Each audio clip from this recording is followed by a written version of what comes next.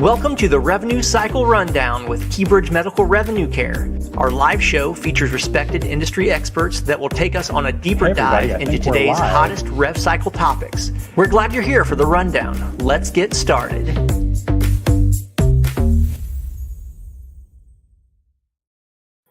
Well, there we go. That was a little odd intro from past experiences on our show, but welcome to the Revenue Cycle Rundown. I'm your host, Brian Garver from Keybridge, and we have a very, very special guest today, Lisa Laudeman, who's the National President of AAHAM. Welcome, Lisa. Hi, Brian. Thanks so much for inviting me to the show today. I'm really excited about where our conversation is going to take us. We've had some very insightful and engaging conversations in the past, so this should be a lot of fun. It's going to be a great time. For all of our guests out there, feel free to hop in. If you've got a comment or a question, just throw those in the chat, and we'll make sure that we hop in on those as well as we're talking today. I've known Lisa for several years, and Lisa, we've had a great relationship, and Keybridge's involvement with AAHAM and how you've helped our organization, and just really appreciative of people like you in my professional career. So thank you for that, and thank you for joining us today. Tell us about you, first of all. Let's get to know Lisa for a moment. Tell us about your background a little bit and where you developed this passion for leadership and healthcare revenue cycle and AAHAM. Absolutely. So I think my passion came really from my parents. My parents were into culture and music. They engaged us in any opportunity that we could do, supported us, and said, go for it. I actually started in revenue cycle back in 1978, and I'm not shy in saying that because I'm proud of those years. Worked at my local hospital, and I got connected with AAHAM through my supervisor at the time, who was the Keystone Vice President. He took me to my first meeting in 1980, and as they say, history. That's it. We're done. We're hooked. And that was it. I was hooked. I was excited. Had a lot of fun at the local chapter level. Made it exciting. It was just such an opportunity. But my background is a little unique. Before we get into the AAHAM conversation a little bit, but the background's a little unique. So I started at a local hospital in 78. I've had experiences. One area that I'm extremely proud of, I had the opportunity to work with a cancer physician here in Schuylkill County, Pennsylvania, and we together created a chemotherapy clinic, and he is still in practice today. Did that from the ground up, managed a billing company, which I owned for ambulances and physicians. I worked for a dialysis center, and I, did a lot of work helping patients understand billing, collections, and helping them through that process as we went through.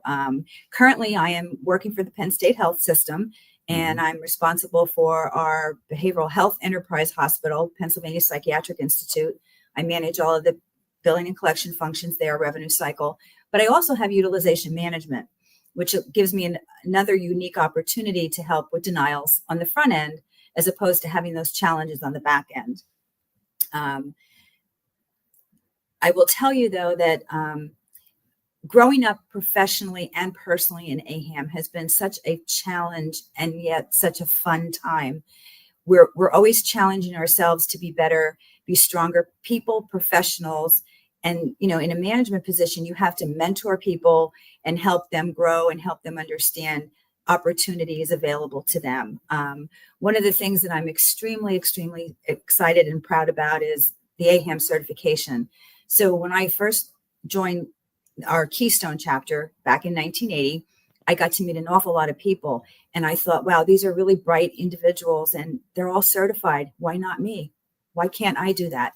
So back in 1998, I sat for my CPAM at the time, which was the old version of our exams. We had the professional, the institutional and the professional side.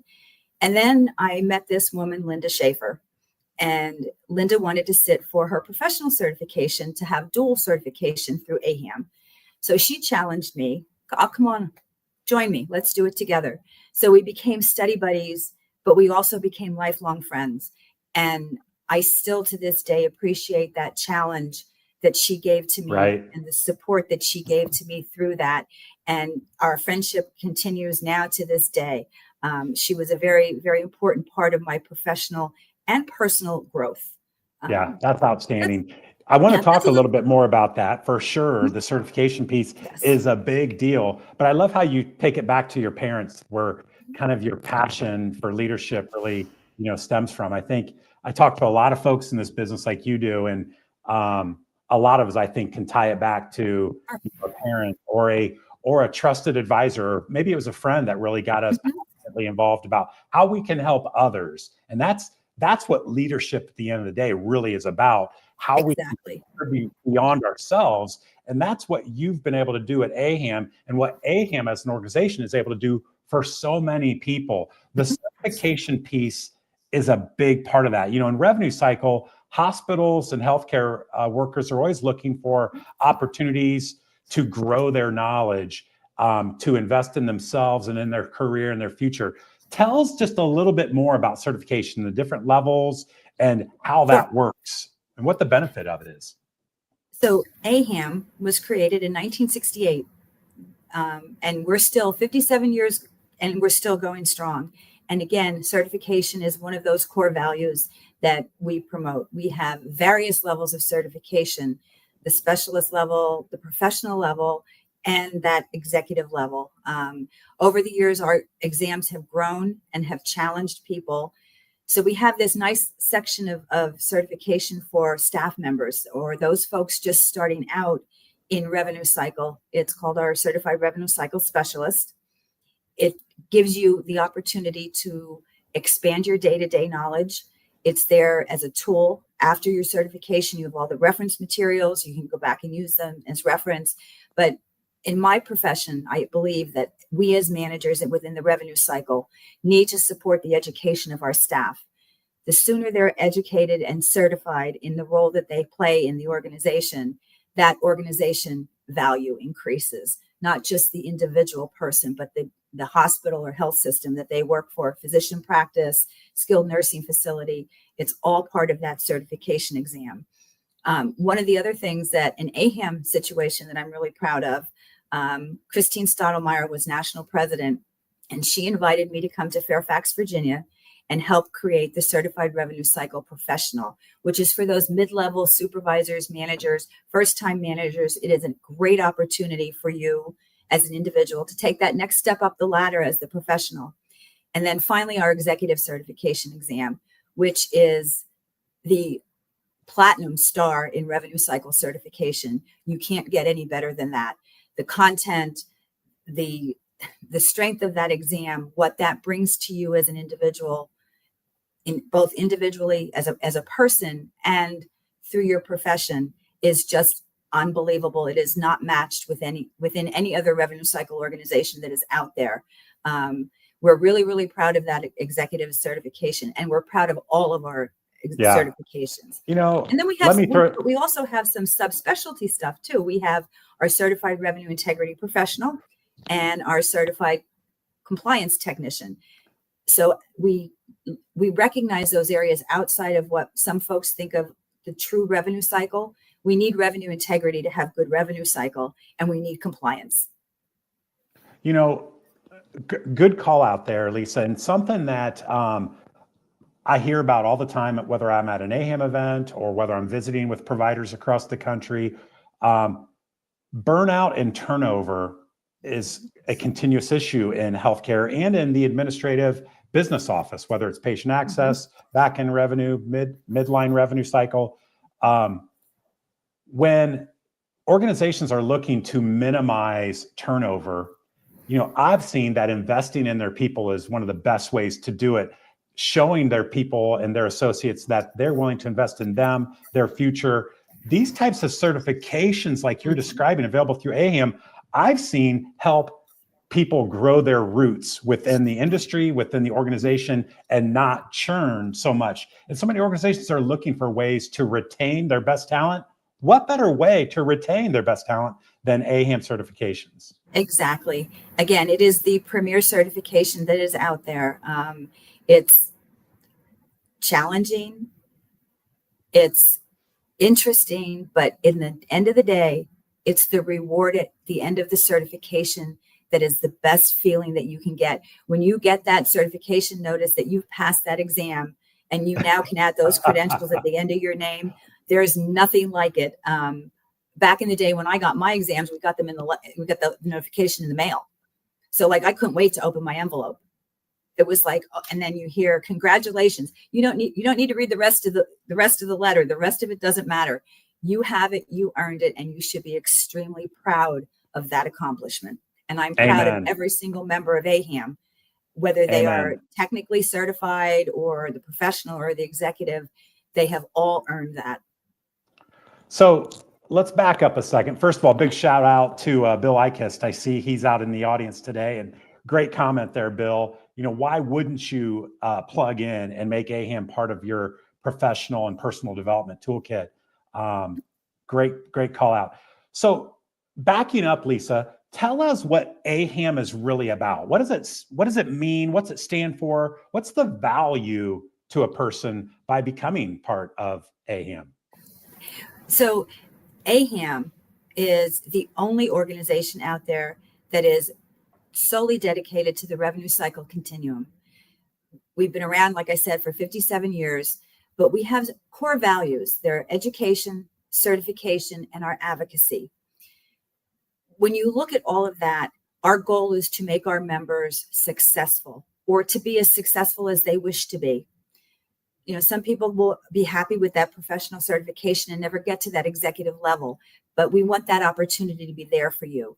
We also do that with our education, our advocacy, and along with the certification. So we have one of the best educational components in the industry. We have monthly webinars. Those webinars are a whole gamut of opportunity and topics, such as professional development webinars. We have certification webinars. We have educational webinars. So I'll plug really quick. We have one coming up. I just want to make sure I get the right date and the right information to everybody. It is on the 22nd, and it is Paul Miller will be doing this for us. It is called a post-election update. What happened and why?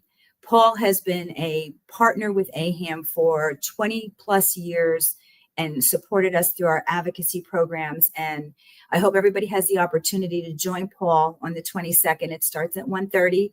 And if you haven't registered yet, go out to the AAHAM website, aaham.org, register under events. It'll be there. It's going to be a great topic and a great person presenting for AAHAM. We love Paul Miller and everything that he has done for us and the support that he has given to us for those years. And we have an amazing annual National Institute. Once a year, we get together in a fun city, like we just did in Fort Worth, Texas. And we have the most brilliant and brightest people within the industry sharing their knowledge with everyone. We challenge each other. We talk about topics. We talk about those folks that are there educating us. But the information that you come away from our ANI is unbelievable, but also the connections that you make there.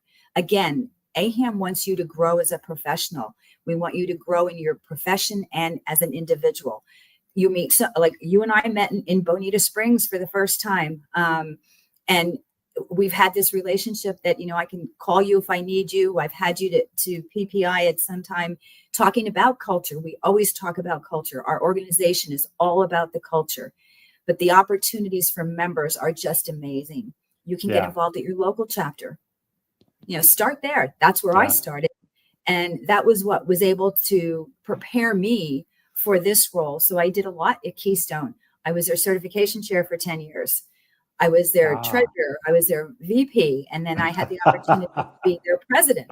And then as that opportunity, when you get to be that local chapter president, your responsibilities change. You also become part of the national board. So our 28 AAHAM chapters make up our national board of directors. They don't just sit on that board of directors. They have committee assignments. So they help develop our education, our membership, our certification, our government relations. They have that role. So they wear two hats. you're responsible for your chapter, but you are also now responsible for your national organization. And the connections that you get through AAHAM, you just pick up the phone, you call somebody, you ping somebody, email somebody, text somebody. It's that environment that makes AAHAM so exciting. We're willing to share anything we know. Our knowledge is not, in this little box that we're never going to share with people. Call me, ask me a question, ask anybody in AAHAM, and they'll be glad to sit there and help you. Yeah. But again, I think it goes back to the value. What's really the true value of AAHAM? It's our individuals, our members. They are the knowledge base. They keep us going. They challenge us. They challenge themselves. There's so much more to AAHAM that unless you're in it and you're involved in it and you understand what opportunities you have, you really truly don't understand it, because you can go out on a website and read about advocacy. You can read about membership. You can get involved. Once you get involved, it kind of gets in your blood. People say to me, you're never going to be anything more than a certification chair, because bring that topic up and I'm going to talk to you. I'm going to mentor you. I'm going to make sure that you have the tools that if you're excited enough to get certified, I'm going to help you get there. And that's how the rest of us all operate. Lisa, a couple things. Again, I can't stress enough that hospitals throughout the nation are fighting to find advantages in their revenue cycle. We're stacking pennies to make dollars. We need small wins, and you win with people.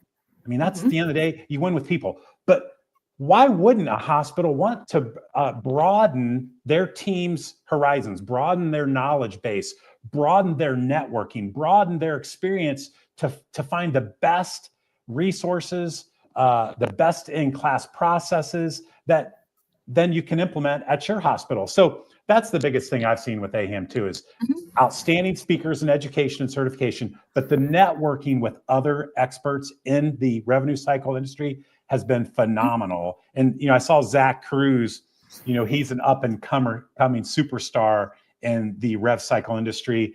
He had said that I attended ANI for the first time. It was incredible. The content and the connections made have been amazing. It's all about people. You win with people. So thanks, Zach. I also wanted to jump on this question while it's being asked. Yes. This is from Mickey Heinley, another Pennsylvania rev cycle and consultative expert out there. She's asking, what are the top challenges you see facing healthcare revenue cycle management in the next 5 years? And how is AAHAM preparing its members to address them? And what role do you see AI playing in these changes? Good question, Mickey. A tough one too. Let's talk about that for a moment. It's a very, very good question. I think our legislative programs play a role in helping our organization prepare our members. Just some of the things that we've worked on with advocacy. We've worked on 403B opportunities. A lot of folks don't understand that money coming back through that 340B program, hospitals and health systems use that to take out mobile mammograms to areas in their community where folks would never have an opportunity for that. They do PSA screenings. There's a lot of wellness that's available, the funds that come through that, and we have to make sure that our legislators know that these programs are very important to us as an organization. We're looking at this medical debt option. CFPB is just taking that away from, credit reporting. We're hoping that the next administration realizes that it's not right. It's hard for you when you have to go out and explain to a patient, you had this service 2.5 years ago, but we're only going to get to bill you now for your $1,500 deductible, but yet we expect you to pay it. There's so many things out there that advocacy can help within the revenue cycle to help prepare our members for that future. And one of the biggest things that I see is that retention of membership. Your retention of the membership within our organization means that we're retaining members at our organizations because they're educated, they're well prepared. Reimbursement is always a tough one for us. We have prior authorizations that are all over the place. So I see prior authorization as a future challenge for us. One of the things we're taking up this year for advocacy, we started last year, but we're going to push this on further, is working with Congress on a bill to standardize authorizations. I mean, I talk to friends that are, work in hospitals where you get an authorization for a surgery, the doc goes in and does something else or adds something because he's right there and it needs to happen. And then you have to fight to get that claim paid. I'm kind of on the fence about AI. I see its value, but I also see how that can put some fear into some of our employees.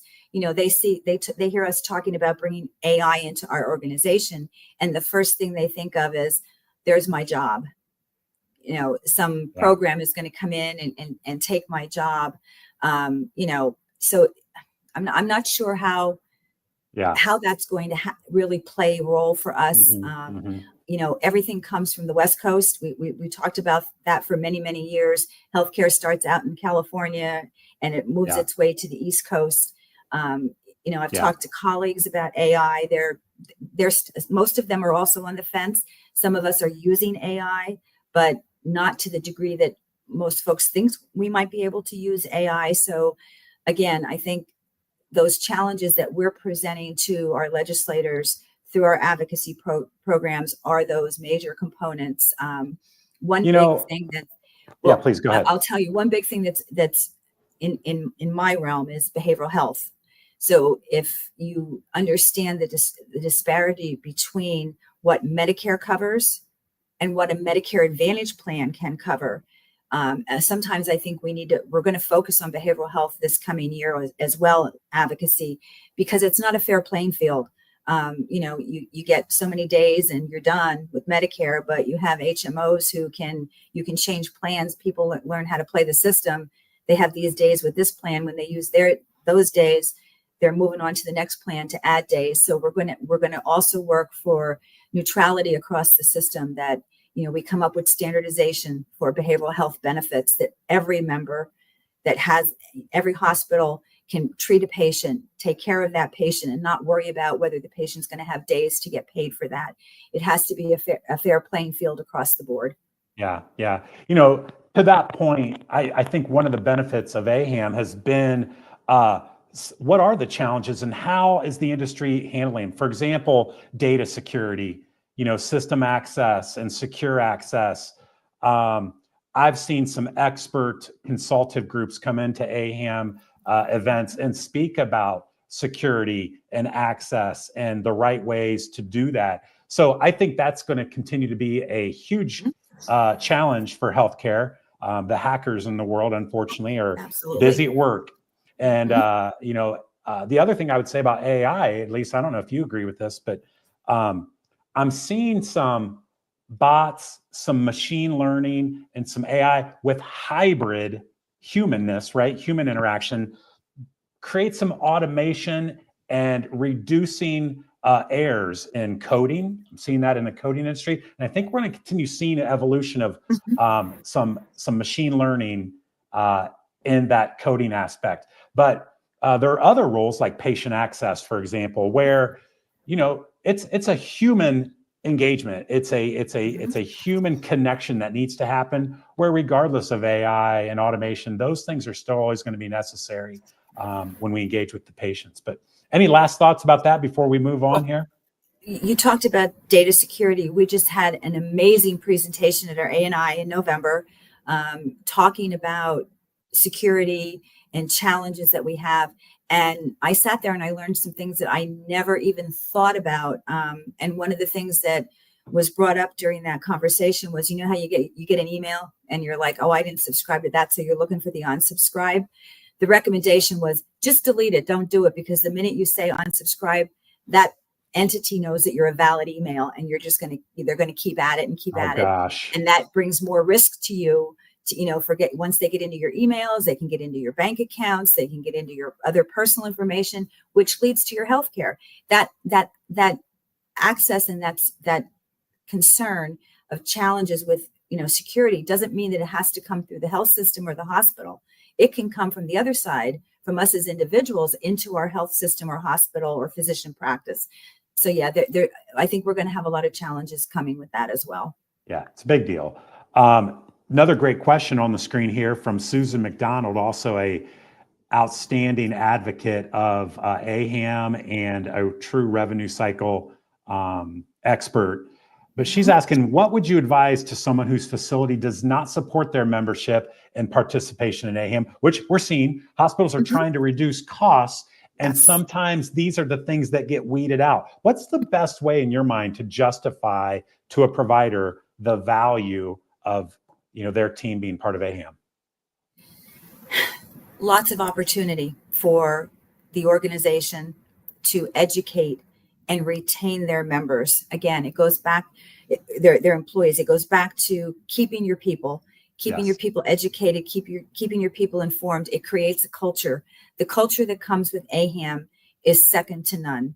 But if you also look at it, AAHAM is very inexpensive overall when you compare our membership fees, our certification fees, webinar fees, A&I fees to other organizations. We're way down here, so when you're looking at cost, you may pay a couple $1,000s for X, but you could pay less for Y, and Y is more valuable. You think about AAHAM has been around for 57 years. The relationships that you develop help you as an individual, but it also helps that organization. And I think that's what we have to get back to those CFOs who are looking at cost and trying to say, well, this is more value for my money. I chuckle because I hear a lot, oh, well, the webinars are free or some of the certifications are free. No, they're not. They're built into that fee. There's no way around it that any organization can't give you something for free. Even when you get, the buy one, get ones in the grocery store, they're including that somewhere in the cost. So I think there's a little bit of a misnomer of what is free elsewhere that AAHAM may provide to you for a cost. But again, you can't beat our pricing. The AAHAM pricing is very low. But again, it's the culture that AAHAM brings to us. And as individuals and as an organization, you have resources that are out there that are readily available to help you. And even if your employer doesn't support that, AAHAM has some opportunity for you to pay on a payment plan for membership. And we are in the process of looking at a membership opportunity for our larger health systems at this point. We're also looking at, we understand that these critical access hospitals can't pay that, enterprise membership, for lack of a better word. They're smaller, their budgets are less. So what can AAHAM afford to them? So that's step 2 for us, looking, having that membership opportunity for those hospitals who will want that. There'll be some, freebies in there, but we're looking at our critical access hospitals, our cancer hospitals, our community hospitals. How do we bring in physician practices into AAHAM so that we can provide you that opportunity that others get and learn that AAHAM is that opportunity for us. So again, I would say the value is the people and the education and the culture that AAHAM can bring to your organization. Yeah. You need to be, get out there, come talk to us.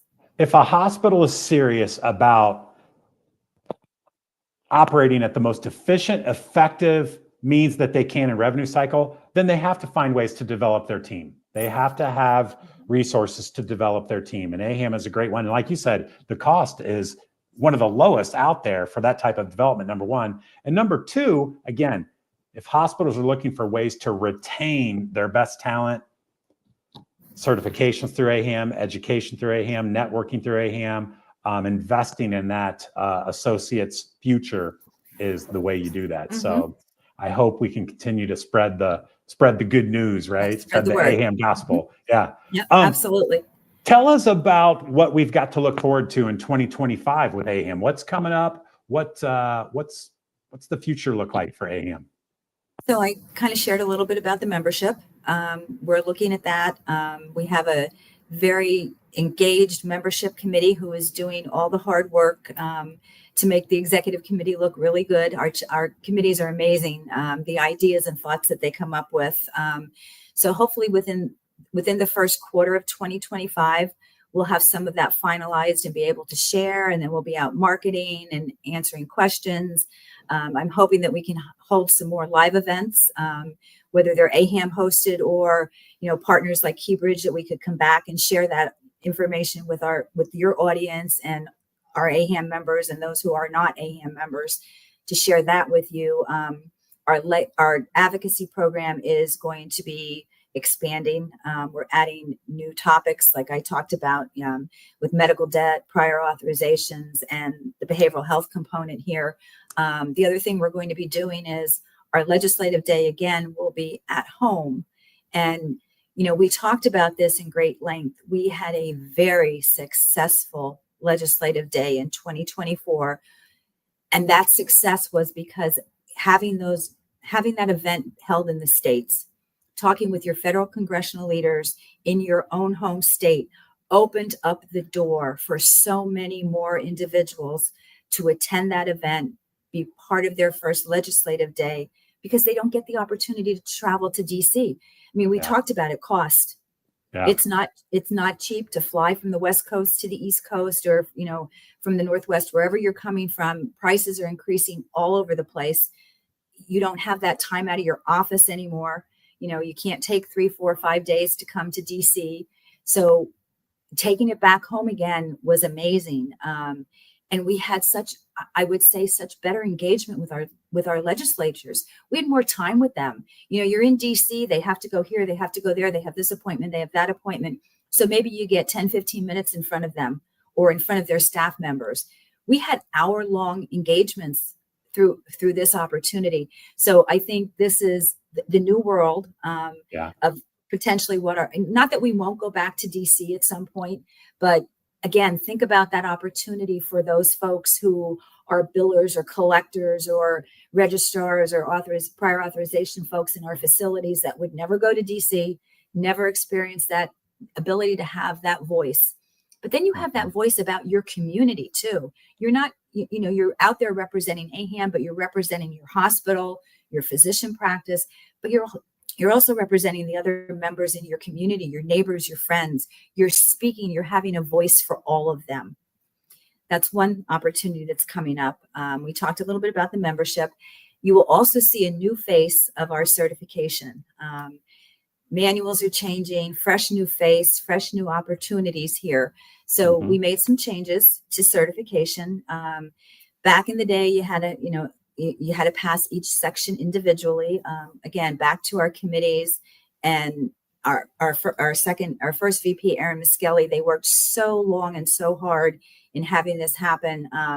So the technical, the specialist, and the professional level will now be graded overall. So now you won't have to pass 3 separate sections. So the grading will change. Good. The executive side, that's staying just the way it is because of the quality, the extra quality of that exam.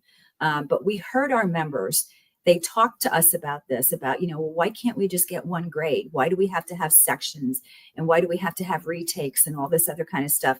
So the certification committee listened to those individuals. Again, we listened to the membership, what the membership wants, what your needs are. We do a needs survey every other year or so to hear what people need.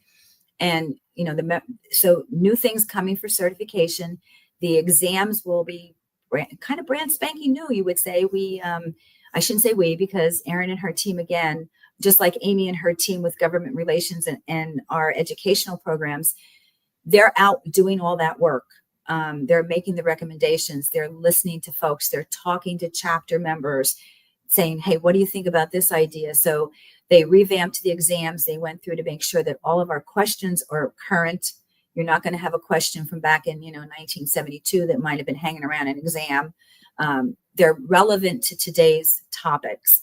But the other thing we're also trying to do is we're looking at our younger membership and our younger opportunity for membership for these young folks coming out of college with a degree in finance and not sure where they want to go.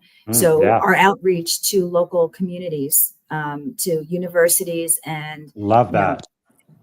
We're working in Colorado as our beta site to be able to bring a certification opportunity to students, that it would be either part of their curriculum or they could actually sit for that exam, that when they go out, they graduate and they apply for their first job at ABC Hospital, they're going out there with an AAHAM certification after their name.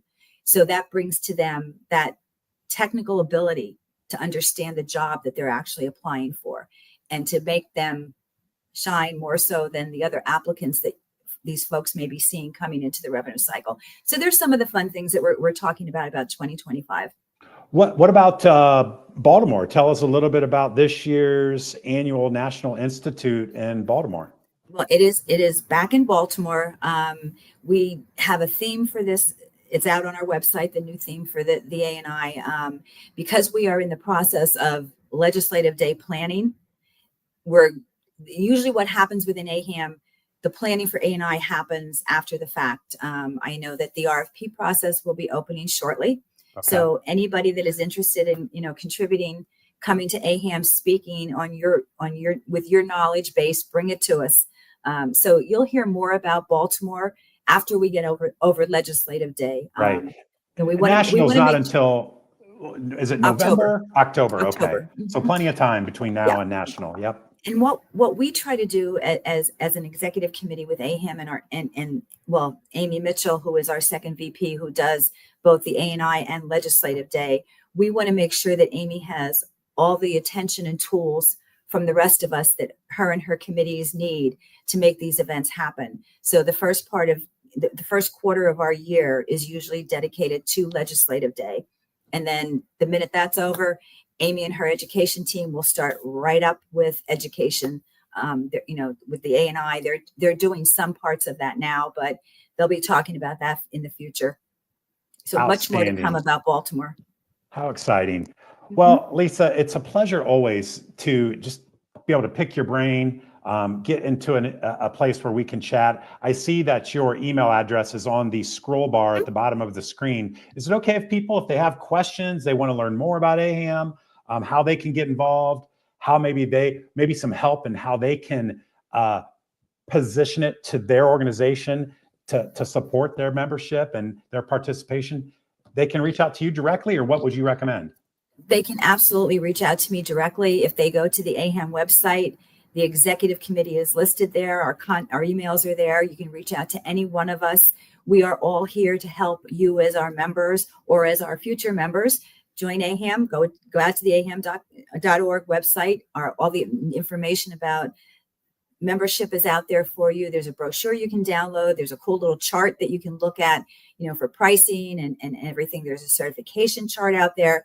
There's so many tools that are out there, but we as the executive committee I'm so proud of the team that I have at the executive level and our chairs. They are just absolutely amazing individuals. And please, if you have questions, come to me, come to any of our executive committee members. We are here to help you. Outstanding. Thank you again for being our guest. Absolutely. Lisa, best wishes for a fabulous 2025 in both your professional career and also with your career at AAHAM. And thank you. Thank you, Brian and Keybridge, for your support and for having me today. It was really fun. We always have a great time when we chat. You got it. Thanks, everybody that's out there.